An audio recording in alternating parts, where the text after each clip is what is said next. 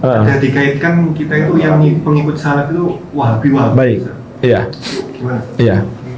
Jadi Wahabi itu kalau secara bahasa ya, itu berasal dari kata Al-Wahhab. Al-Wahhab itu nama Allah. Artinya Allah yang maha memberi. Kemudian mereka tambah huruf ya. Jadi Wahabi. Sebenarnya kalau dari segi bahasa maknanya bagus. Artinya pengikut Allah. Tapi yang mereka maksudkan bukan pengikut Allah. Pengikut Muhammad bin Abdul Wahhab. Jadi secara bahasa pun sudah salah sebenarnya. Bukan hanya salah, tapi ini adab buruk kepada Allah. Sebab yang mereka beri nama Wahabi itu maksudnya untuk menjelekkan. Tapi menggunakan nama Allah, ini adab buruk sebenarnya. Padahal yang mereka maksudkan pengikut Muhammad bin Abdul Wahhab. Ya, namanya Muhammad. Abdul Wahhab nama ayahnya. Al-Wahhab nama Allah Azza wa Jalla. Nama ayahnya Abdul Wahhab. Namanya Muhammad. Iya. Nah, siapa Syekh Muhammad bin Abdul Wahhab itu? Beliau adalah pejuang Islam. Ulama besar Ahlus Sunnah wal Jamaah di abad ke-12 Hijriah. Buku-buku beliau sampai sekarang masih ada. Bisa diteliti, bisa diuji, tidak ada yang keluar dari ajaran Ahlus Sunnah wal Jamaah. Hanya saja kenapa banyak orang membenci beliau? Karena beliau memberantas perbuatan syirik dan bid'ah. Itulah yang membuat orang-orang yang berbuat syirik dan berbuat bid'ah sangat benci kepada beliau. Itu sebabnya mereka menggelari pengikut beliau dengan Wahabi.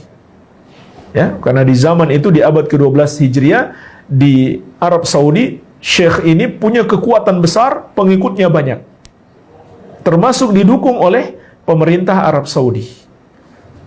Nah, disitulah menyebabkan kebencian orang-orang yang berbuat syirik dan bid'ah. Karena mereka diberantas syirik dan bid'ahnya bukan hanya dengan lisan, tapi juga dengan kekuatan. Dengan kebijakan pemerintah di masa tersebut. Iya. Jadi, itu sebabnya mereka menamakan Wahabi. Dan intinya, yang mereka namakan Wahabi, nggak ada ajaran baru.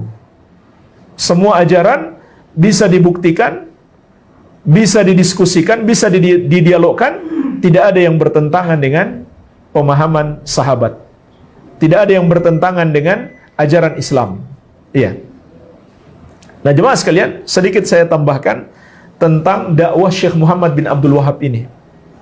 Beliau dan murid-muridnya termasuk yang menginspirasi perlawanan terhadap penjajah di dunia-dunia Islam. Termasuk negeri kita Indonesia. Beliau termasuk berjasa besar dalam memberikan semangat perlawanan terhadap penjajah Belanda. Bacalah sejarah perjuangan Tuanku Imam Bonjol. Dan bagaimana Imam Bonjol ini punya semangat jihad yang besar? Itu ditularkan dari guru-gurunya. Dan guru-gurunya ini belajar di Arab. Belajar kepada murid-murid Syekh Muhammad bin Abdul Wahhab. Setelah mereka pulang ke tanah air, merekalah yang menyemangati kaum muslimin untuk berjihad melawan penjajah. Maka di antara murid mereka adalah Tuanku Imam Bonjol, pahlawan nasional. Makanya Buya Hamka pernah menyebutkan dalam satu bukunya, saya lupa judul bukunya, bahwasanya tuduhan Wahabi itu termasuk alat penjajahan untuk melemahkan perjuangan umat Islam. Iya, jadi mereka pecah belah umat Islam dengan dituduh Wahabi bagi orang yang punya semangat jihad. Ya, itu kata Buya Hamka dalam salah satu bukunya.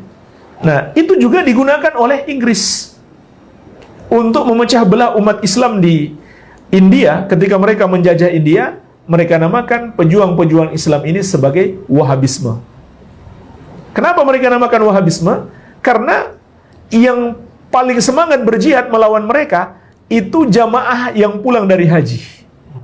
Setelah di Arab Saudi bersentuhan dengan dakwah Syekh Muhammad bin Abdul Wahhab, pulang-pulang mereka punya semangat jihad yang besar untuk melawan penjajah. Ya, makanya dalam catatan Profesor Mas'ud yang berasal dari India, pertama kali menamakan Wahabi ini adalah penjajah Inggris.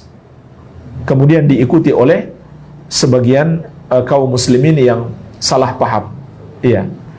Jadi ini luar biasa jasa beliau terhadap perjuangan melawan penjajahan di dunia-dunia Islam. Iya. Dan intinya adalah bisa diuji ajaran-ajaran beliau. Dan ahlu sunnah atau salafi itu bukan pengikut beliau, tapi pengikut sahabat, pengikut manhajus salaf seperti yang telah kita terangkan di awal tadi. Jadi kalau seandainya kita dapat di dalam buku-buku karya beliau salah atau ajaran beliau salah, ya jangan diikuti. Jangan diikuti. Ya, jadi kita bukan pengikut Syekh Muhammad bin Abdul Wahab, tapi pengikut Rasulullah SAW dan para sahabat radhiyallahu anhum ajmain. Iya. Jadi ini tentang Wahabi, wallahu alam. Terakhir Ustaz, jadi kalau semisal ada mungkin bagaimana cara menyikapi atau dengan bijak Ustaz, semisal kita dikatakan Wahabi atau untuk ikut kajian Wahabi ya dan lain sebagainya, menyikapinya secara bijak bagaimana Ustaz? Atau mungkin mendakwahi orang-orang yang sering katakan kita Wahabi gitu Ustaz? Iya, ya santai saja, ya, dan jelaskan bahwa setiap amalan itu harus terpenuhi padanya 2 syarat. Setiap kita mau beramal, yang pertama ikhlas karena Allah semata-mata. Yang kedua mengikuti petunjuk Rasulullah Sallallahu Alaihi Wasallam. Jadi jelaskan kepada mereka yang kita lakukan ini hanyalah berusaha mengikuti petunjuk Nabi Sallallahu Alaihi Wasallam. Ya, makanya sebagaimana kita bahas tadi, setiap yang kita amalkan harus kita tahu ilmunya terlebih dahulu. Kalau kita belum tahu ilmunya, jangan kita amalkan. Nah, itu yang kita jelaskan kepada mereka. Amalan ini ada dalilnya. Ini dalilnya, ini ayatnya, ini hadisnya. Kemudian kenapa kami tidak mengikuti amalan-amalan kalian? Karena kami belum tahu dalilnya. Ya, itu saja paling dijelaskan. Ini bukan ajaran baru. Ini bukan sebuah ajaran baru, tapi hanya berusaha mengikuti ajaran Rasulullah SAW. Ya, barangkali seperti itu. Wallahu alam. Syukran Ustaz atas nasihatnya Ustaz. Semoga kita semua dapat mengambil manfaat. Jazakumullah khairan. Jazakumullah khairan.